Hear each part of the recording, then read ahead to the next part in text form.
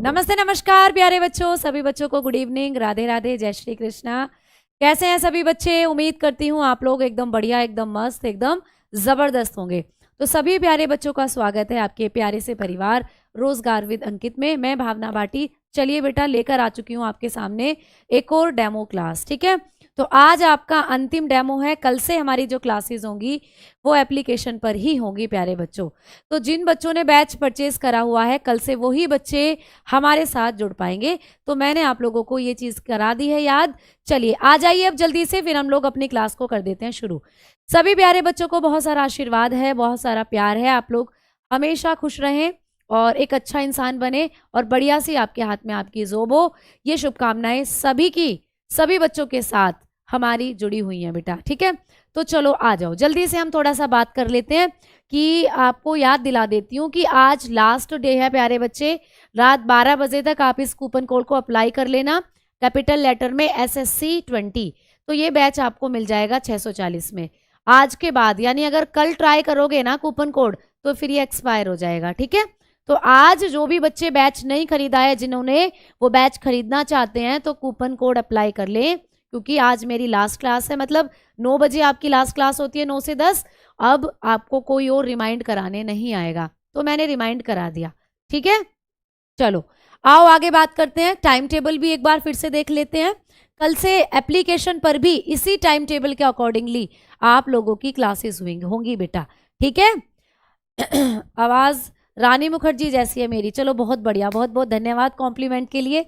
अब देखो भाई, यही टाइम टेबल फॉलो करना है आपको एप्लीकेशन में भी। तो एक बार देख लो, सुबह आप लोग 8:15 पर पढ़ेंगे मैथ, उसके बाद 9:30 पर, ठीक है 9:30 पर आप लोगों की हिंदी की क्लास होगी। हिंदी खत्म होने के बाद स्टैटिक्स वहां पर आप पढ़ोगे। फिर 11 बजे आपकी रीजनिंग की क्लास, फिर 12 बजे हिस्ट्री की क्लासेस, और दोपहर में 1 बजे ज्योग्राफी आप लोग पढ़ेंगे। और बेटा शाम को 6 बजे मैथ्स की क्लास आपकी होगी, और शाम 7 बजे आप पॉलिटी, और रात को 9 बजे आप लोग साइंस की क्लास करोगे। साइंस में चल रही है हमारी बायोलॉजी। जो भी बच्चे आज पहली बार हमारे साथ जुड़े हैं, उन बच्चों को मैं बता देती हूँ कि साइंस जो हम लोगों ने शुरू करी है, वो शुरू करी है प्यारे बच्चे बायोलॉजी के साथ। ठीक है, कोई दिक्कत किसी को? बायोलॉजी खत्म होने पर हम करेंगे स्टार्ट केमिस्ट्री, और उसके बाद फिर फिजिक्स। तो ये सीक्वेंस रहेगा क्लासेस का। कल से एप्लीकेशन पर क्लासेस होंगी, तो बिल्कुल इसी तरीके से होने वाली है। ठीक है, चलो भाई आ जाओ, अब ऊट पटांग बातें करो बंद, अब पढ़ाई शुरू। टॉपिक हम लोगों का चल रहा था उत्सर्जन तंत्र, यानी कि एक्सक्रेटरी सिस्टम। तो यही टॉपिक थोड़ा सा आज भी पढ़ेंगे। एक्सक्रेटरी सिस्टम हम लोग पढ़ रहे थे, जिसको हम लोग बोलते हैं उत्सर्जन तंत्र। ठीक है, उत्सर्जन तंत्र क्लियर। चलिए, अब मैंने कल की क्लास में आप लोगों को उत्सर्जन तंत्र से संबंधित बहुत सारे इंपॉर्टेंट फैक्ट बताए थे। तो एक बार मैं गुजारिश करूंगी, रिक्वेस्ट करूंगी, जो भी बच्चे आज हमारे साथ पहली बार जुड़े हैं, वो एक बार प्लीज कल की क्लास भी जरूर देख लेंगे बेटा, क्योंकि कल इसी टॉपिक के बारे में हमने बहुत इंपॉर्टेंट, बहुत मुख्य, बहुत महत्वपूर्ण चीजों के बारे में पढ़ा था। तो आगे की कहानी आज की क्लास में शुरू करेंगे। तो एक बार बच्चे पिछली क्लास भी जरूर देख लेंगे, जो भी बच्चे नए जुड़ रहे हैं। चलिए आइए, तो कल मैंने आपको उत्सर्जन तंत्र में बताया था कि उत्सर्जन तंत्र की संरचनात्मक और क्रियात्मक इकाई जो होती है, वो होती है बेटा नेफ्रॉन। यानी कि जो आपकी किडनियां काम करती है ना, या जो आपकी किडनियों का काम होता है, वो सारा काम आपकी किडनी में नेफ्रॉन करते हैं। तो कल मैंने आपको एक पॉइंट लिखवाया था प्यारे बच्चे, कल मैंने आपको लिखवाया था नेफ्रॉन के बारे में। नेफ्रॉन, तो आपको ये चीजें याद होंगी। नेफ्रॉन्स के बारे में कल हम लोगों ने करी थी बात। क्या होते हैं नेफ्रॉन्स? तो बेटा आपकी किडनी में छन्नी नुमा, या आपके जो गुर्दे हैं उनमें छन्नी जैसे स्ट्रक्चर पाए जाते हैं, उन्हीं को कहते हैं नेफ्रॉन। तो बेटा नेफ्रॉन को ही कहा जाता है आपके गुर्दों की संरचनात्मक और क्रियात्मक इकाई। संरचनात्मक और क्रियात्मक इकाई, ये बात मैंने आपको कल की क्लास में बताई थी प्यारे बच्चे। क्लियर? चलो, तो आपको सीधे से क्वेश्चन पूछा जाएगा कि हमारे गुर्दों की संरचनात्मक और क्रियात्मक इकाई क्या है? नेफ्रॉन। इंग्लिश में भी लिख लेना, structural and functional, structural and functional unit. Structural and functional unit of kidney. Clear? Unit of kidney. चलो ये पॉइंट हमने पढ़ लिया था। आज मैं आप लोगों को बताऊंगी कि मैम ये नेफ्रॉन कैसे दिखते हैं, ये नेफ्रॉन कैसे दिखते हैं, इन नेफ्रॉन का काम क्या होता है। ठीक है, गुड इवनिंग, राधे राधे, बहुत अच्छे से। अच्छा, कल का मैंने आपको एक क्वेश्चन भी पूछा था कि गुर्दों के अध्ययन को क्या कहते हैं, तो आप सभी ने सही आंसर दिया है, नेफ्रोलॉजी। सभी बच्चों के लिए क्लैपिंग। ठीक है, नेफ्रोलॉजी, बहुत बढ़िया। चलो आओ आगे बात कर रहे हैं। अब हम पढ़ेंगे कि नेफ्रॉन जो होते हैं ये कैसे काम करते हैं, इनकी क्रियाविधि। अब आपको चीजें समझनी है बेटा, बड़े प्यार से बैठकर। ठीक है, तो रजाई में अच्छे से बैठ जाओ और चीजों को समझो। जो मैं एक एक शब्द बोल रही हूं उन शब्दों को समझो और उनका काम क्या है वो समझो। ठीक है, पहले ये लिख लो कि कभी आपको पूछे कि हमारे जो गुर्दे होते हैं, हमारी जो गुर्दे हैं प्यारे बच्चे, हमारी जो किडनी होती हैं, इनमें कितने नेफ्रॉन होते हैं, लगभग इनकी संख्या कितनी होती है नेफ्रॉन की, लगभग हमारे गुर्दों में जो नेफ्रॉन होते हैं इनकी संख्या कितनी है, इनका नंबर कितना होता है। तो आप लोग बताओगे कि हमारे प्रत्येक गुर्दे में लगभग जो नेफ्रॉन की संख्या होती है ऑलमोस्ट या अप्रोक्सीमेटली कितने होते हैं। आप लोग बताएंगे 1 मिलियन। कितने होते हैं बेटा? 1 मिलियन, यानी लगभग 10 आप करोड़ के आसपास बोल सकते हो। ठीक है, 1 करोड़ के आसपास आप बोल सकते हो। यानी कि आप लोगों की जो ये होती हैं नेफ्रॉन जो होते हैं आपकी किडनी में, इनकी संख्या पूछे तो 1 मिलियन होती है। समझ में आई बात? कितनी होती है बेटा? 1 मिलियन, यानी कि 8 लाख से 10 लाख के आसपास आप इजीली इनको क्या कर सकते हो, काउंटिंग में ला सकते हो। अगर दोनों किडनी की बात कर रहे हो, ईच किडनी, प्रत्येक किडनी लिख लीजिएगा यहाँ पर। क्या लिख लोगे बेटा? प्रत्येक गुर्दे में, ईच किडनी, प्रत्येक गुर्दे के अंदर। ठीक है, ये क्वेश्चन भी आपको रेयरली पूछ लिया जाता है, हो सकता है आपको पूछ ले, तो बता देना 1 मिलियन के आसपास। ठीक है, समझ में आई बात? आगे बढ़े। बफरिंग हो रही है? क्लास तो यहां तो सही चल रही है बेटा, कोई बफरिंग नहीं हो रही। तो बता देंगे कि गुर्दों के अंदर जो नेफ्रॉन की संख्या है वो 1 मिलियन होती है। अब हम आगे बात कर रहे हैं। अब मैं आपको बताऊंगी कि नेफ्रॉन कैसे काम करते हैं या नेफ्रॉन दिखते कैसे हैं। चलो भाई देखो, ये है आपके नेफ्रॉन की पिक्चर, दिख रही है आप लोगों को? कहोगे कि मैम अरे ये कैसी पिक्चर है। हाँ बेटा, आपके जो किडनी के अंदर नेफ्रॉन है ना वो ऐसे दिखते हैं, और ये एक नेफ्रॉन का फोटो है। ऐसे लगभग 1 मिलियन नेफ्रॉन आपकी किडनी में होते हैं। तो बेटा याद रखना, जो नेफ्रॉन है वो आपको इस तरीके के दिखेंगे और इसके अलग अलग पार्ट भी आपको पूछे जाएंगे। ठीक है, तो ये डायग्राम बड़ा डिफिकल्ट सा लग रहा होगा तुम्हें, मैं एक डायग्राम बनाती हूँ, वो एकदम सिंपल दिखेगा, एकदम अच्छे से समझ में आ जाएगा। चलो आओ, तो चलो हम बात करते हैं नेफ्रॉन की संरचना की। ठीक है, तो प्यारे बच्चे हेडिंग दे देंगे structure of nephron. Structure of nephron, heading दे दीजिए भाई, स्ट्रक्चर ऑफ नेफ्रॉन। नेफ्रॉन की संरचना। ठीक है, नेफ्रॉन्स की संरचना, नेफ्रॉन्स की संरचना हम पढ़ेंगे कि नेफ्रॉन की संरचना कैसी होती है, स्ट्रक्चर कैसा होता है। तो चलो मैं एक सिंपल सा डायग्राम यहाँ पे बनाती हूँ, आप लोगों को डायग्राम ड्रॉ नहीं करना है, सिर्फ समझना है। ठीक है, देखो होता क्या है, एक इस तरीके का स्ट्रक्चर होता है आपकी किडनी के अंदर या नेफ्रॉन के अंदर। ठीक है, ऐसे इस तरीके का एक स्ट्रक्चर होता है, ऐसे करके, ऐसे एक ट्यूब निकलती है नीचे की तरफ इस तरीके से, फिर ये ट्यूब पहुंचती है ऐसे करके, ऐसे नीचे की तरफ आती है, फिर ऐसे पहुंचती है और यहाँ पर जाकर ये ट्यूब आपकी जुड़ जाती है। इस तरीके का स्ट्रक्चर होता है आपके नेफ्रॉन का प्यारे बच्चे। और यहाँ पर अगर आप एक चीज स्ट्रक्चर देखोगे तो यहाँ पर एक संरचना पाई जाती है जिसको आप लोग क्या बोलते हो, कलेक्टिव डक्ट, संग्रहित नलिका। तो ये है आपके नेफ्रॉन का डायग्राम।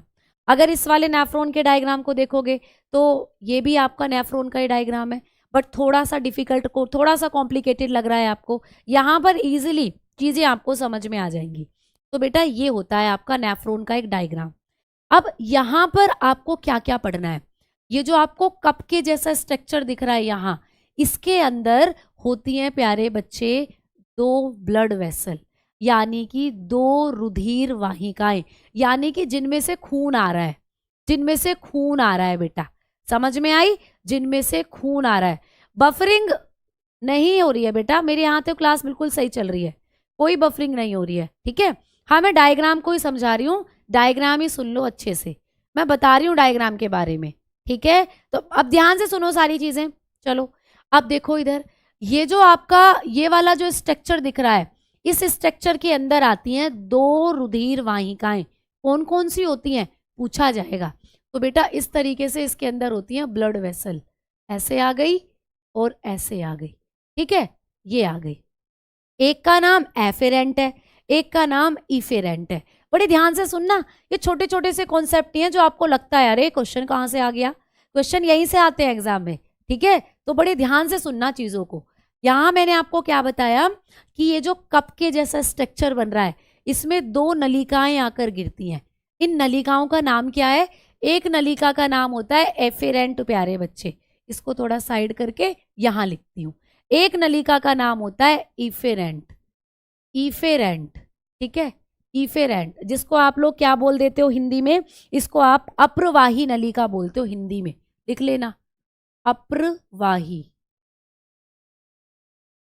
अप्रवाही नलिका, ठीक है, ये होती है भाई अप्रवाही नलिका।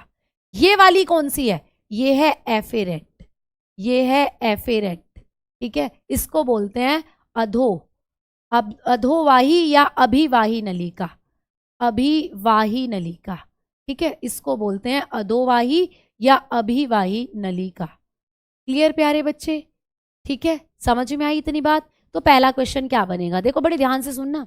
पहला क्वेश्चन बनेगा कि हमारा जो नेफ्रॉन होता है, हमारे गुर्दे में जो नेफ्रॉन है, ये छन्नी जैसी संरचना जो है, यहाँ पर 2 तरीके की रुधिर वाहिकाएं आकर गिरती है, 2 तरीके की ब्लड वेसल आकर गिरती हैं। इनका नाम क्या क्या है, तो आप बता दोगे, एक होती है अप्रवाही, एक होती है अभिवाही, यानी कि एक इफेरेंट होती है, एक एफेरेंट होती है। कितना simple, efferent efferent, efferent efferent, ठीक है। अच्छा कभी पूछ ले ये एफेरेंट क्या काम कर रही है, तो इससे ब्लड आता है अंदर, ठीक है, इससे ब्लड आता है प्यारे बच्चे अंदर, तो ये ब्लड को अंदर लेने का काम करती है, यानी किडनी में डालती है, ये रुधिर को अंदर लेकर जाती है बेटा, ठीक है, ये रुधिर को क्या करती है अंदर की तरफ ले जाएगी आपके बॉडी के, ठीक है। ये क्या करती है रुधिर को बाहर की तरफ, मतलब देखो होता क्या है, इधर से गंदा खून आया, ऐसे ऐसे गया, ठीक है, फिर यहाँ पे फिल्टर हो गया तो ऐसे पहुंच गया इधर की तरफ, तो यहां से रुधिर जाता है बाहर, इफेरेंट नलिका से जो ब्लड होता है वो आउट होता है। तो आपको एग्जाम में क्वेश्चन आएगा कि आपके गुर्दों के अंदर कौन सी नलिका रुधिर को नेफ्रॉन में ला रही है और कौन सी नलिका रुधिर को नेफ्रॉन से शरीर में लेकर जा रही है, ये पूछेगा। तो भैया एक तरफ से तो आपके नेफ्रॉन में खून आ रहा है और एक तरफ से छन के अच्छा होके वो खून वापस आपके शरीर में जा रहा है। भैया किडनियां आपके शरीर में खून का फिल्ट्रेशन करती हैं, अब वो फिल्टर होकर खून वापस आपके शरीर में ही तो जाता है, ऐसा थोड़ी है कि मूत्र के रास्ते खून बाहर निकल जाएगा। तो खून जब फिल्टर हुआ तो नेफ्रॉन में खून कौन लाया और नेफ्रॉन से फिल्टर होकर वापस उस खून को आपके शरीर में कौन लेकर गया, ऐसे करके आपको पूछेगा। ज्यादातर बच्चों के यही आंसर आ रहे हैं कि बफरिंग हो रही है, जबकि यहां से क्लास बिल्कुल सही दिख रही है बेटा। एक सेकंड रुक जाओ एक सेकंड रुक जाओ, आई थिंक बफरिंग बिल्कुल नहीं हो रही है, क्लास बिल्कुल सही चल रही है, मुझे दिख रहा है, फिर भी मैं एक बार चेक कर लेती हूँ। एक सेकंड देंगे मुझे सभी बच्चे, बफरिंग तो मेरे ख्याल से नहीं होनी चाहिए, क्लास बिल्कुल सही चल रही है, कोई दिक्कत है नहीं किसी तरीके की रुक जाओ भाई एक सेकंड।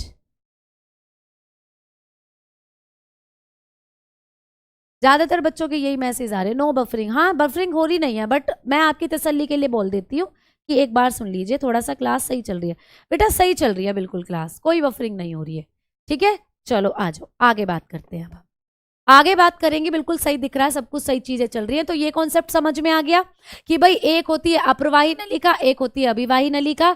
अभिवाही नलिका खून को नेफ्रॉन के अंदर लेकर आती है और ये एफेरेंट क्या करती है आपकी बॉडी से या नेफ्रॉन से खून को बाहर ले जाएगी, यानी आपकी बॉडी में कर देगी वापस ट्रांसफर, ठीक है। चलो अब आ जाओ, अब इसके अंदर ये जो आपका कप जैसा स्ट्रक्चर है ना, यहां बने रहते हैं छोटे छोटे फिल्ट्रेशन, छोटी छोटी छन्नियां हैं बेटा, यहाँ ये ऐसे जैसे छन्नियां होती है ना, ऐसे ऐसे स्ट्रक्चर बने रहते हैं, इनको बोलते हैं glomerulus filter.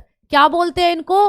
Glomerulus, glomerulus filter बोलते हैं बेटा इनको, ग्लोमेरुलस फिल्टर। ठीक है, ये क्या है बेटा? ग्लोमेरुलस छन्नी है, ग्लोमेरुलस, ये है ग्लोमेरुलस छन्नी प्यारे बच्चे, इनको बोला जाता है ग्लोमेरुलस फिल्टर। ये जो कप के जैसा स्ट्रक्चर है ना, इसी में छोटी छोटी छन्नी बनी रहती है, जैसे तुम चाय छानते हो, चाय छानने की छन्नी होती है, तो वैसे यहाँ पर कुछ फिल्टर होते हैं, इनको कहा जाता है ग्लोमेरुलस फिल्टर। एग्जाम में क्वेश्चन कैसे आएगा?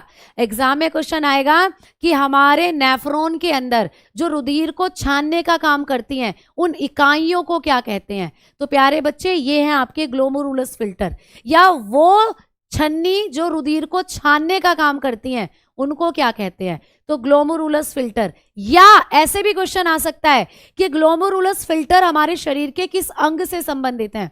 तो आपको पता है आपके गुर्दों में होते हैं, ये आपकी किडनी में होते हैं, तो किसी भी लैंग्वेज में क्वेश्चन आपको पूछा जा सकता है, आप सारे क्वेश्चन करके आओगे। भाई एक बार फिर से बता रही हूं, आपको पहला क्वेश्चन ये आएगा कि हमारे नेफ्रॉन में, गुर्दों, जो हमारे नेफ्रॉन होते हैं उनमें रुधिर को छानने वाली छन्नी का क्या नाम होता है?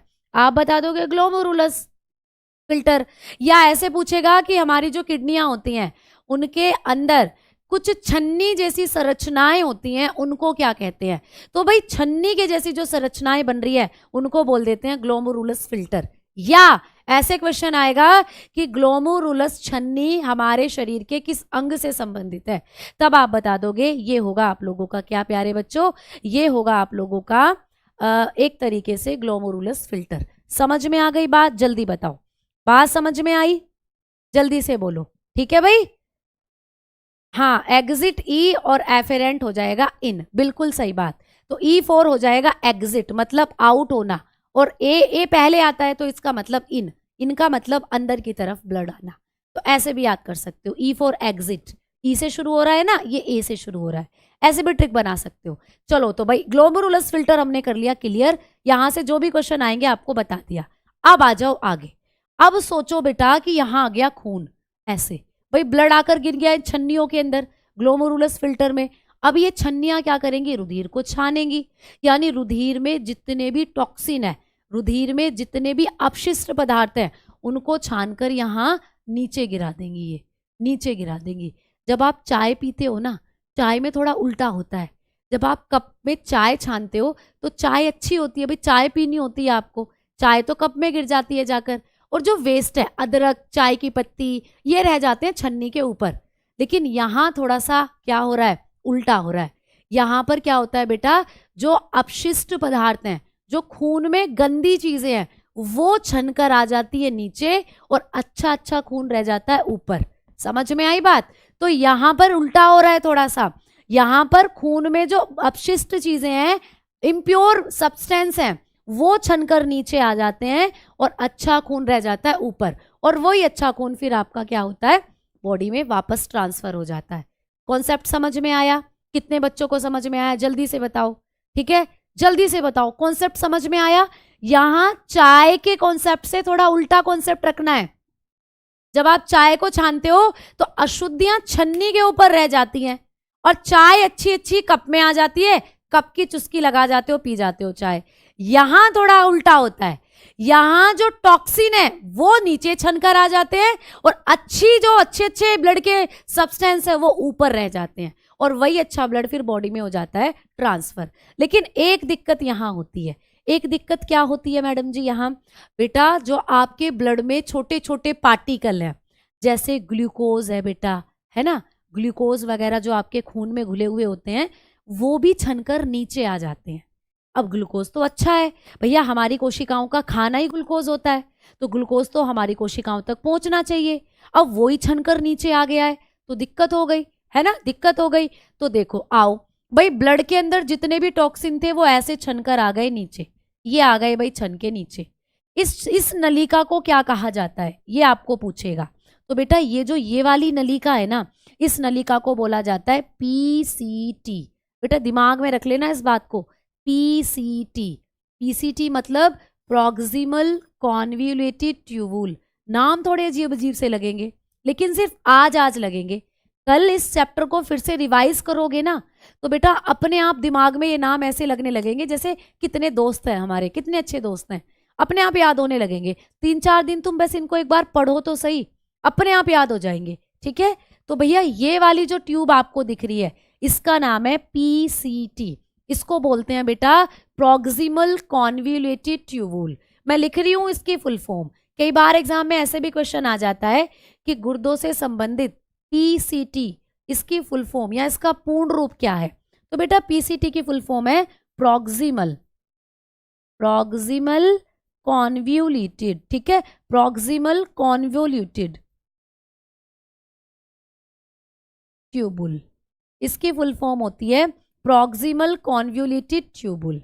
हिंदी में इसको बोलते हैं समीपस्थ नलिका। हिंदी में यहां लिख रही हूं भाई, समीपस्थ नलिका, समीपस्थ नलिका। हिंदी में इसको बोलेंगे समीपस्थ नलिका। समीपस्थ क्यों बोलते हैं मैम जी? क्योंकि बेटा ये आपके ये जो यहाँ पे स्ट्रक्चर है ना इसके एकदम पास है ये नलिका, इसलिए। ठीक है, चलो ये भी आपको समझ में आ गया। अब थोड़ा सा इस पर और ध्यान देना। ये जो ये स्ट्रक्चर दिख रहा है बेटा इसको बोला जाता है बोमन कैप्सूल। क्या बोलते हैं इसको? Bowman's capsule.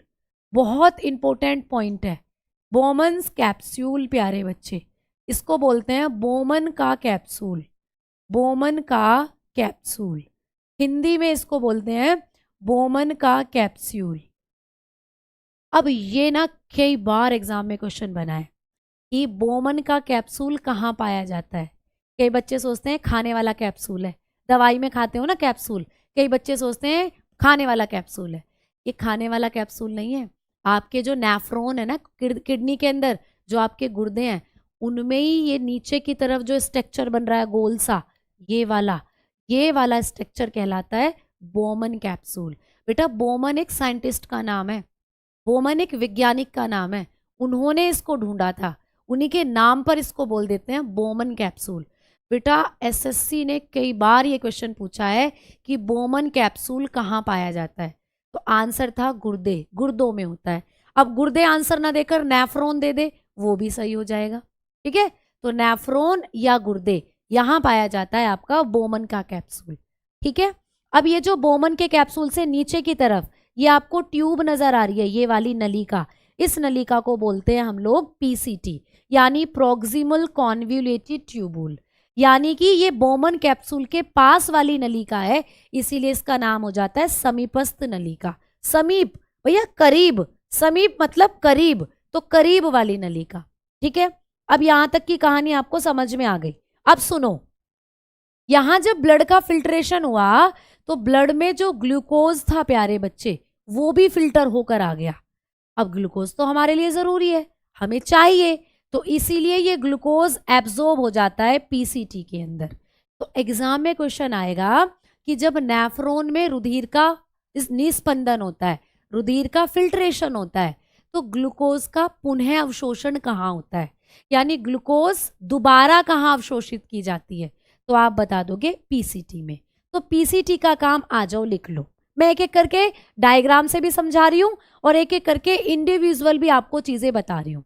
ठीक है, चलो, तो अब हमने बात करी पीसीटी की, पीछे फुल फॉर्म लिखवा दी है प्रॉक्सिमल कॉन्वोल्यूटेड ट्यूबुल, समीपस्थ नलिका। ये क्या काम करती है बेटा? ये करती है ग्लूकोज का पुनः अवशोषण, ग्लूकोज का पुनः अवशोषण। बस यही याद करना है, पुनः अवशोषण, बस आपको इसके बारे में यही याद करना है। यानी reabsorption, reabsorption, reabsorption of glucose, reabsorption of glucose. समझ में आ गई बात? तो ये एग्जाम में क्वेश्चन पूछेगा कि ग्लूकोज का पुनः अवशोषण किस नलिका में होता है, आप बता दोगे पीसीटी में। अब पीसीटी जब ग्लूकोज का अवशोषण करती है तो बेटा एक चीज का त्याग भी करती है, ये निकालती है H पॉजिटिव आयन।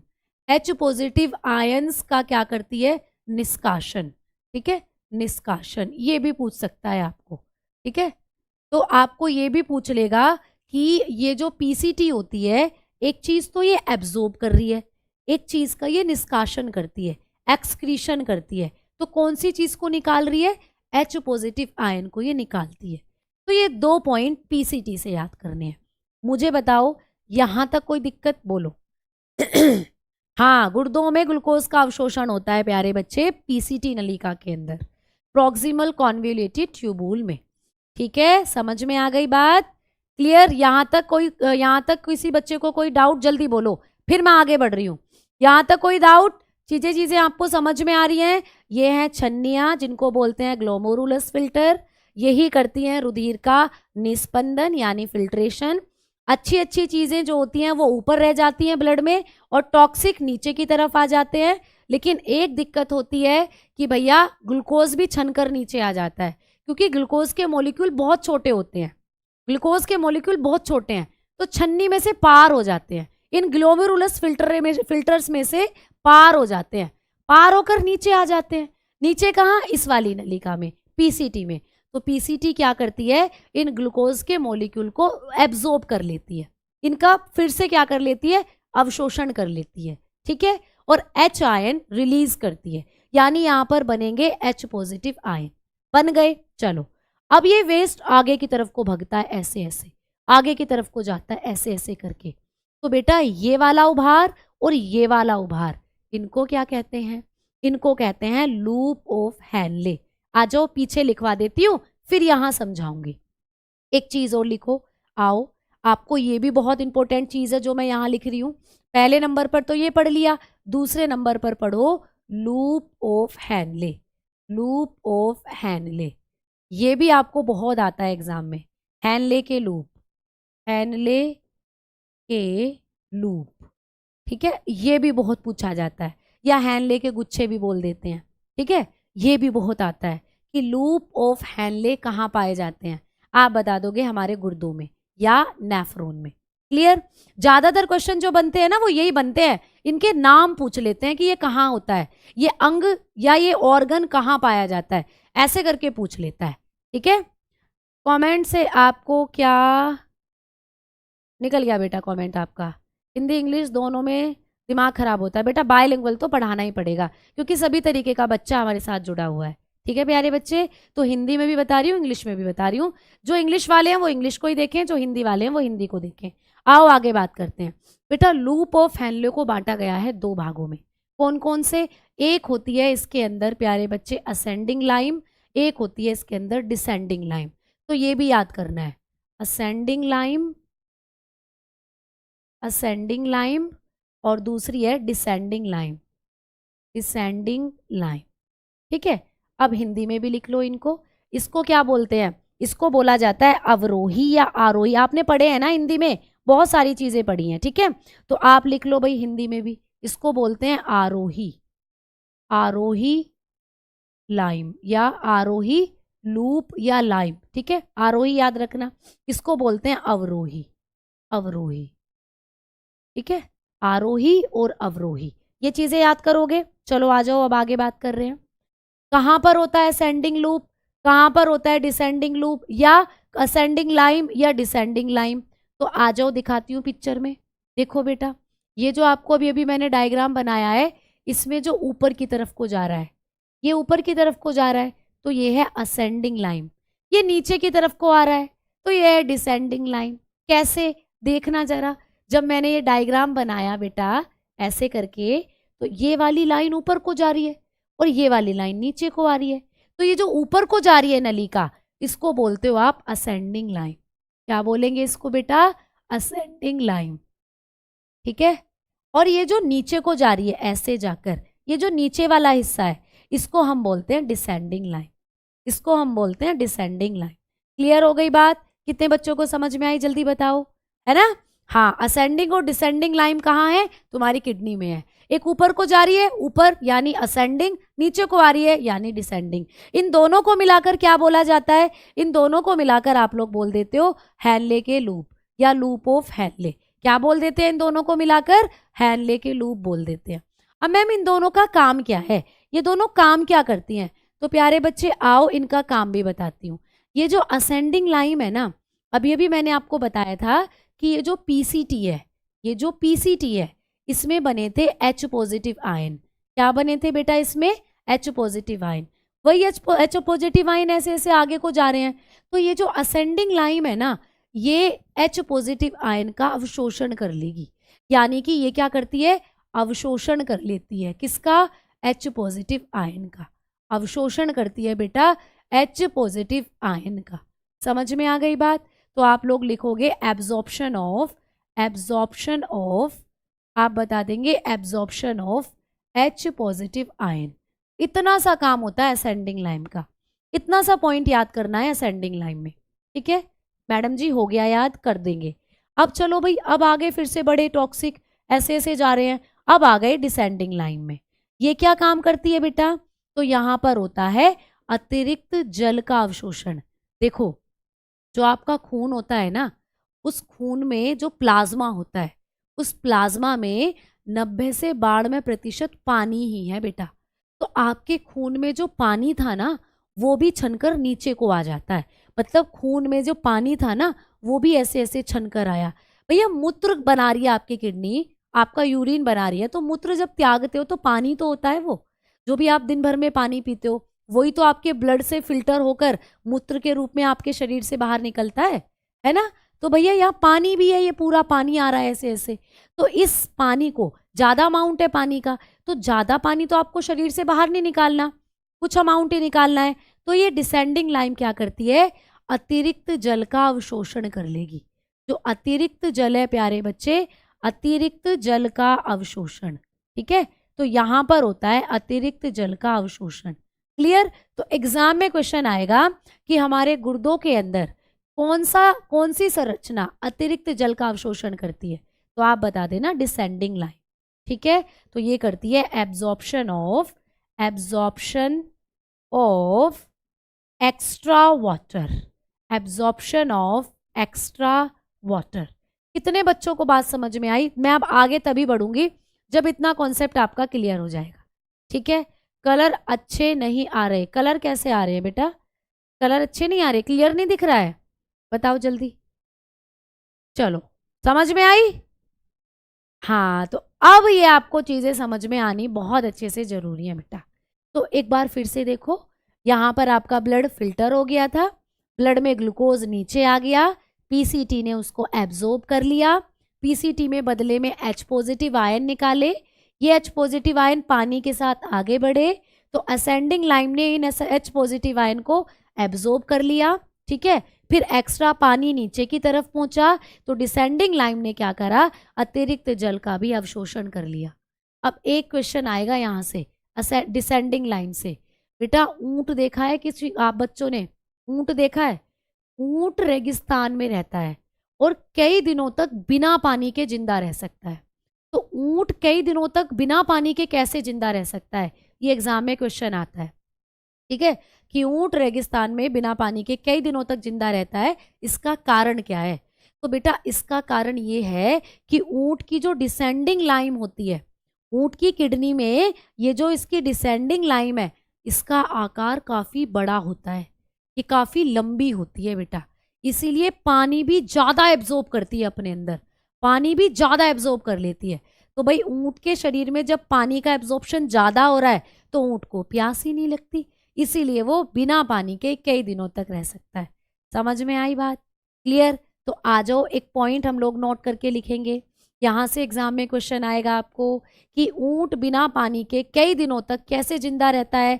तो आप लिखना कि ऊंट में, ठीक है, ऊंट में ये जो आप लोगों की डिसेंडिंग लाइन है, यहाँ मैं लिख देती हूँ सीधा सीधा ही, आप लोगों को इतनी बात तो समझ में आती है कि डिसेंडिंग लाइन जो होती है, ऊंट में डिसेंडिंग लाइन का आकार बड़ा होता है। ठीक है, आकार बड़ा होता है, बड़ा होता है बेटा।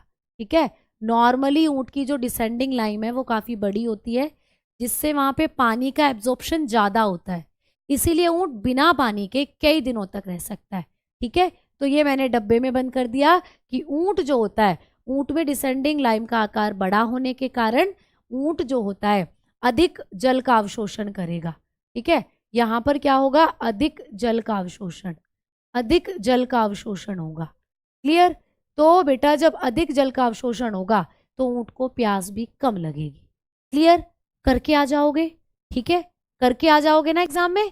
कभी भी ऊंट से रिलेटेड क्वेश्चन पूछे तो आप लोग देखना ऑप्शन में डिसेंडिंग लाइन दिया हुआ है या नहीं, बिल्कुल दिया हुआ होगा। तो आप लगा कर आना कि ऊंट की डिसेंडिंग लाइन का आकार बड़ा होता है, जिससे पानी वहां ज्यादा एब्जॉर्ब होता है, इसीलिए ऊंट प्यासा रह सकता है या बिना पानी के कई दिनों तक रह सकता है। क्लियर? चलो अब हम आगे बढ़े भाई, आगे बढ़े तो यहां पर थी कलेक्टिव डक्ट। आ जाओ दिखा देती हूँ फिर से, जो मैंने आपको पिक्चर बनाई थी अभी अभी, देखो ये रही भाई। ठीक है, लेकिन उससे पहले एक और नलिका है ये वाली। इस नलिका का क्या नाम है बेटा? इसको बोलते हैं डिजिटल कॉन्वोल्यूटेड ट्यूबुल। तो मैंने दो ट्यूबुल बताई आपको, एक तो इधर है पीसीटी, एक इधर है डीसीटी। तो बेटा पीसीटी डीसीटी कहाँ पाई जाती हैं? फिर से वही क्वेश्चन आप बता दोगे आपके गुर्दों में। ठीक है, एक बार समझ लो, बाद में पूरा रिपीट भी करवाऊंगी। तो डीसीटी की फुल फॉर्म क्या होती है? डीसीटी की फुल फॉर्म है डिजिटल, डिजिटल या दूरस्थ इसको बोलते हैं। ठीक है, तो लिख लो, इसको बोलते हैं digital convoluted tubule, digital convoluted tubule. मैं यहाँ हिंदी में लिख रही हूँ दूरस्थ, इसको बोलते हैं दूरस्थ नलिका। प्यारे बच्चे दूरस्थ का मतलब क्या हुआ? तो दूरस्थ का मतलब होता है ये आपके बोमन के कैप्सूल से दूर है। भाई ये बोमन के कैप्सूल के बिल्कुल पास है, इसीलिए इसको समीपस्थ बोल दिया।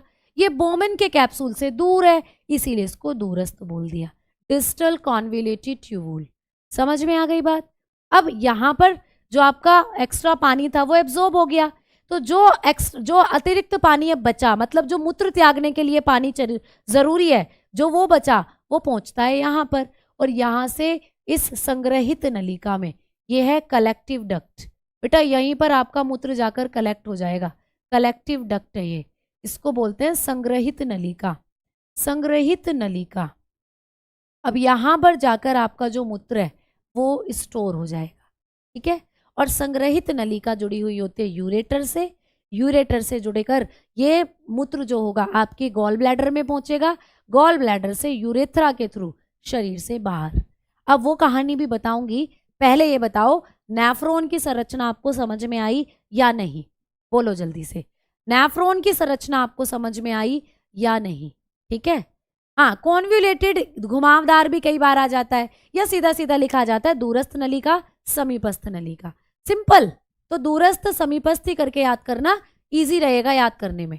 और ये दोनों नाम आपकी किडनी से संबंधित होते हैं। समझ में आ गई बात? एक बार फिर से सुन लो तो पूरी कहानी। ये सबसे पहले होता है आप लोगों का क्या बेटा? ये पूरा नेफ्रॉन का डायग्राम है। नेफ्रॉन में सबसे पहले दो आपकी निकलती हैं ब्लड वेसल्स, एक होती है एफेरेंट, एक होती है इफेरेंट। एफेरेंट से खून आया छना, छना किसमें? ग्लोमेरुलस फिल्टरों में, और छनकर जो अच्छी चीज थी वो ऊपर रह गई, गंदी चीज नीचे को खिसक गई। ठीक है, अच्छा खून वापस एफेरेंट के द्वारा चला गया बॉडी में। अब जो गंदी चीजें थी ब्लड के अंदर वो नीचे को खिसक गई ऐसे, लेकिन यहाँ पर एक अच्छी चीज भी खिसक आई, ग्लूकोज। उस ग्लूकोज को अपने पास ले लिया पीसीटी ने, एब्जॉर्ब कर लिया।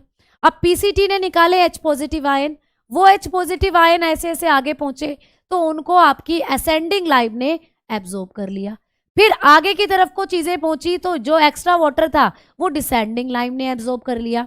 फिर आगे की तरफ को जो पानी था या जो आपके मूत्र में वाटर था वो आगे पहुंचा और पहुंचा डिजिटल कॉन्वोल्यूटेड ट्यूबुल में।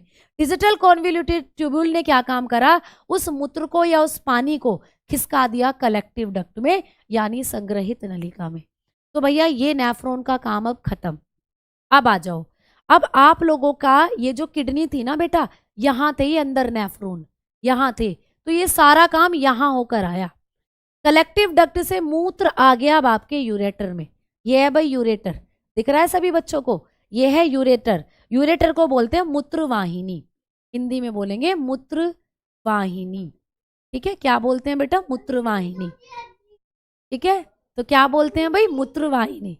तो ये जो मैं पूरी कहानी बता रही थी ना आपको, ये पूरी कहानी आपकी इस किडनी के अंदर की थी प्यारे बच्चे।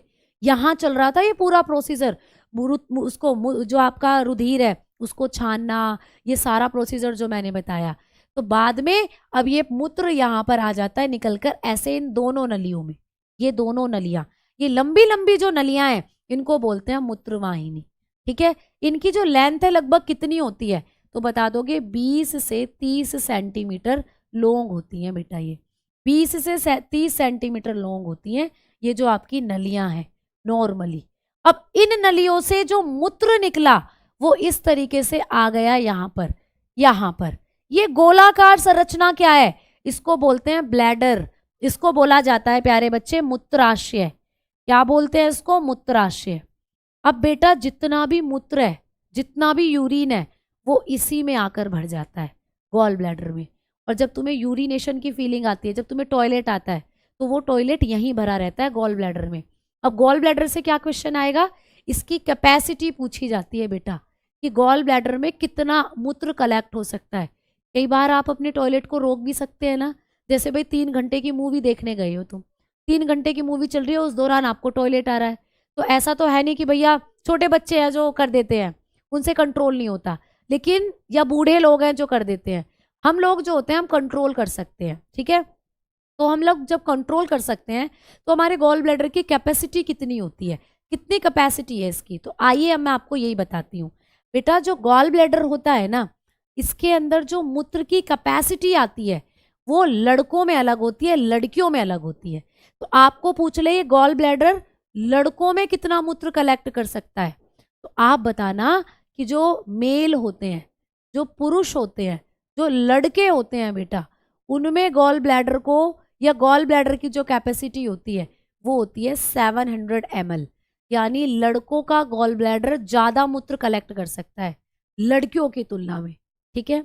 अब लड़कियों का पूछ ले आप लोगों को कि जो मूत्राशय है, गॉल ब्लैडर है, ये लड़कियों के अंदर कितना मूत्र कलेक्ट कर सकता है, इसकी कैपेसिटी कितनी है।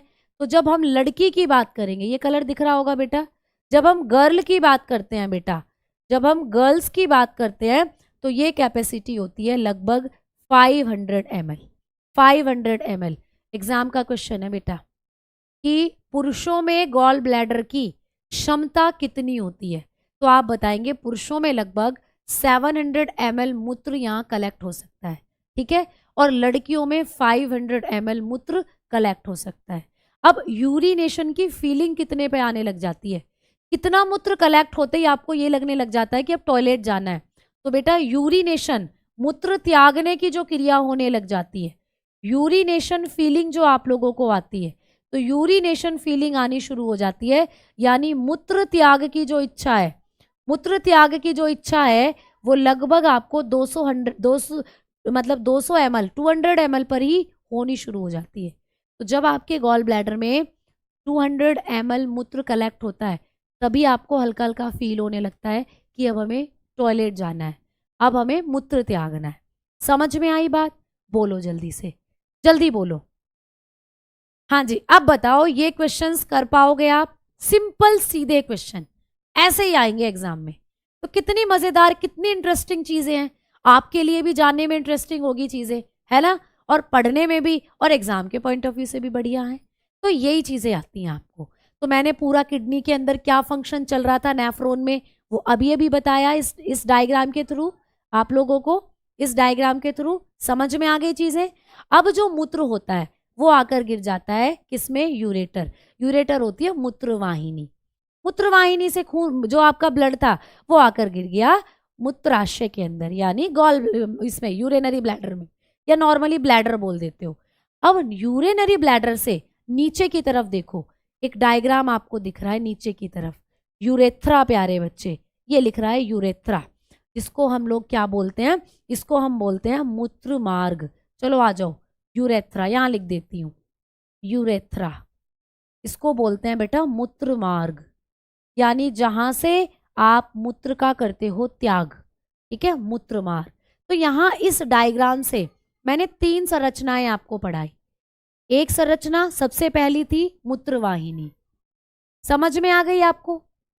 दूसरी संरचना थी ब्लैडर यानी मूत्राशय। तीसरी संरचना है यूरेथ्रा यानी मूत्रमार्ग।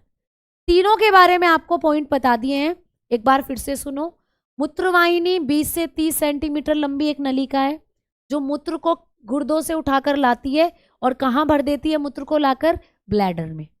ब्लैडर में कितना मूत्र कलेक्ट हो सकता है? तो आप बता दोगे लड़कों में 700, लड़कियों में 500। और कितने पर आपको यूरिनेशन फीलिंग आएगी? 200 पर। क्लियर? ये फैक्ट याद करना है। अब बात करते हैं यूरेथ्रा की। तो बेटा यूरेथ्रा जो होता है ना, इसकी लंबाई पुरुषों में कितनी होती है और महिलाओं में कितनी होती है, ये आपको पूछ सकता है। यूरेथ्रा, ठीक है। तो प्यारे बच्चे, जो यूरेथ्रा होता है ना, इसके बारे में पढ़ना थोड़ा। यूरेथ्रा, जिसको आप बोलते हो मूत्र मार्ग, मूत्र मार्ग, ठीक है। अगर हम मूत्र मार्ग की बात करते हैं लड़कों के अंदर, तो जो बॉयज होते हैं ना, उनके अंदर यूरेथ्रा थोड़ा सा लंबा होता है, ठीक है। इसकी लेंथ क्या होती है प्यारे बच्चे? थोड़ी ज्यादा होती है। अब लड़कियों की बात करें, गर्ल की, इनमें थोड़ा छोटा होता है, ठीक है। लड़कियों में थोड़ा छोटा। लड़कियों में अगर बात करें तो 3 से 4 सेंटीमीटर लेंथ होती है किसकी प्यारे बच्चे? यूरेथ्रा की। जबकि लड़कों में बात करें तो लड़कों के अंदर जो यूरेथ्रा होता है, इसकी जो लेंथ होती है 15 से 20 सेंटीमीटर होती है बेटा। 15 से 20 सेंटीमीटर लंबा होता है यूरेथ्रा। और लड़कों के अंदर एक और पॉइंट आपको याद करना है, लड़कों के अंदर ये जो यूरेथ्रा होता है ना, ये बेटा कॉमन मार्ग, कॉमन प्लेस है, कॉमन एंट्रेंस है किसका? स्पर्म यानी सीमन और मूत्र का। तो लड़कों में ये जो यूरेथ्रा होता है, इसी से सीमन निकलता है बेटा, सीमन, ठीक है। सीमन जो होता है, शुक्राणु होते हैं जिसमें, सीमन इसी से निकलता है। और बेटा यूरिन, वो भी इसी से निकलता है, मूत्र।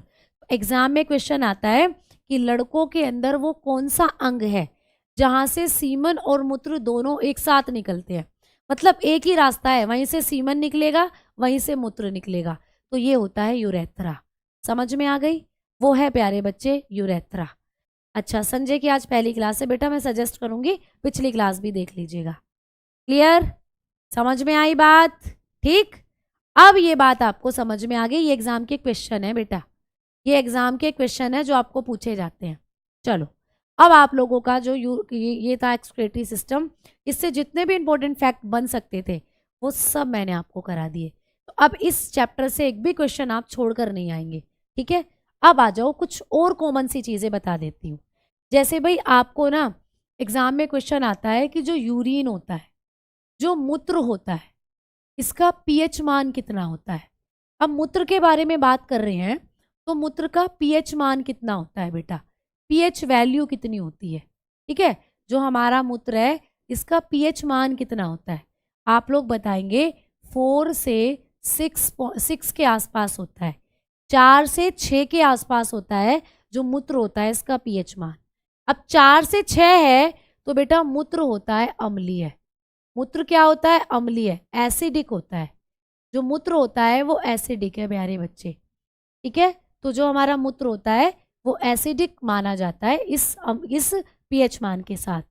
फिर आपको अगला पॉइंट पूछेगा कि मूत्र का जो पीला रंग होता है, जो मूत्र होता है उसका कलर हल्का हल्का क्या होता है? येलो होता है, ठीक है। जो मूत्र होता है उसका जो कलर होता है, जो रंग होता है, वो कैसा होता है भाई? पीला होता है। तो मूत्र का जो पीला रंग होता है बेटा, मूत्र का जो येलो रंग कलर होता है, वो किसके कारण होता है? ये पूछ ले आपको। आप लोग बताना कि मूत्र का जो पीला रंग है वो एक वर्णक के कारण होता है। किसके कारण बेटा? एक वर्णक के कारण, मीन्स एक पिगमेंट के कारण। कौन सा पिगमेंट है ये? तो इस पिगमेंट का नाम होता है यूरोक्रोम। Urochrome, clear? तो यूरोक्रोम पिगमेंट के कारण, यूरोक्रोम हमारा जो मूत्र होता है इसका रंग होता है भैया पीला। बेटा ब्लॉकबस्टर क्वेश्चन है एग्जाम का, कई एग्जाम में तुमने देखा भी होगा कि मूत्र का पीला रंग किस वर्णक के कारण होता है, तो आप बताएंगे यूरोक्रोम के कारण, ठीक है। पीडीएफ आप लोगों को एप्लीकेशन में मिलेगी बेटा, रोजगार विद अंकित एप्लीकेशन में मिलेगी, ठीक है। कूपन कोड आज भी अप्लाई कर सकते हो रात 12 बजे तक आप लोग, ठीक है। चलो, टाइम कब निकल जाता है पता ही नहीं चलता, बहुत बढ़िया। ऐसे ही तो जज्बा रखना है आप लोगों को, तभी तो आप एग्जाम निकाल पाओगे। चलो आगे आओ, बात करते हैं। बेटा मूत्र में जो दुर्गंध आती है, मूत्र में जो दुर्गंध आती है बेटा, मूत्र में जो स्मेल आती है वो किसके कारण आती है? ये पूछ ले तो आप बताओगे अमोनिया के कारण, ठीक है। अमोनिया गैस के कारण आती है मूत्र से दुर्गंध। आपके मूत्र में होती है अमोनिया, तभी तो आप जब भी बस स्टैंड पर, रेलवे स्टेशन पर जाते हो, दूर से पता चल जाता है, स्मेल से आती है कि यहाँ टॉयलेट है। तो भैया टॉयलेट में जो स्मेल आती है ना, वो अमोनिया के कारण आती है, अमोनिया गैस के कारण। समझ में आई बात? चलो आगे बात करते हैं। फिर आपको पूछ ले कि जो मूत्र होता है इसमें पानी कितना होता है भाई। जो हमारा यूरिन है, जो हमारा मूत्र है, इसमें पानी कितना होता है? तो आप लोग बताएंगे 90 से 95% हमारे मूत्र में होता है पानी। 90 से 95% हमारे मूत्र में पानी होता है। ठीक है, फिर पूछ ले और भी चीजें। भाई और चीजें कैसे, क्या पूछ ले कि जो आपका मूत्र होता है इसमें यूरिया कितने % होता है, हमारे मूत्र में यूरिया कितने % होता है, ये आपको पूछ ले। तो हमारे मूत्र में होता है यूरिया 2%। ठीक है प्यारे बच्चों, समझ में आ गई बात? हमारे मूत्र में यूरिया होता है 2%। ठीक है, अब एक चीज और आती है एग्जाम में, एक चीज आती है कैरेटनीन। ठीक है, कैरेटनीन यहां लिख रही हूं, ध्यान से सुनना, दिख रहा है ना भाई? चलो, एक चीज आती है एग्जाम के अंदर, आप लोगों को क्रेटनीन पूछा जाता है बेटा। क्रेटनीन, एक ही साथ मैंने सारे पॉइंट लिख दिए। क्रेटनीन, ये क्रेटनीन जो होता है ये कितना होता है आपके मूत्र में? तो याद रखना इसकी वैल्यू होती है 0.1%। आपके मूत्र में 0.1% होता है क्रेटनीन। जब ये क्रेटनीन 0.1 से ज़्यादा हो जाए तो समझो आपकी किडनी खराब हो गई है। तो मूत्र की जांच कराई जाती है, मूत्र में कैरेटनीन 0.1 से ज़्यादा आ रहा है तो इसका मतलब किडनी खराब हो गई।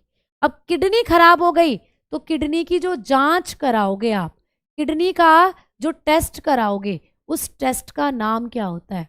उस टेस्ट का नाम है GFR। बेटा GFR किससे संबंधित टेस्ट है? तुम बताना, किडनी से संबंधित। ठीक है, GFR किससे संबंधित है? किडनी से। सीमन क्या होता है बेटा?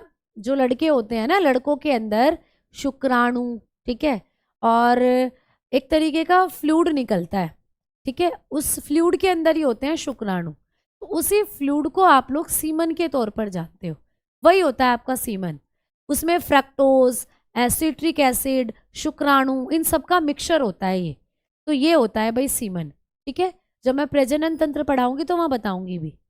चलो, तो GFR किडनी से संबंधित टेस्ट है। GFR glomerulus filtration rate, ग्लोम्युरुलस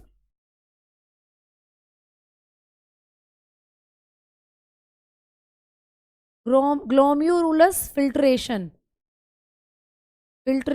rate, इसकी फुल फॉर्म होती है ग्लोम्युरुलस फिल्ट्रेशन रेट। ठीक है, ग्लोम्युरुलस फिल्ट्रेशन रेट प्यारे बच्चे,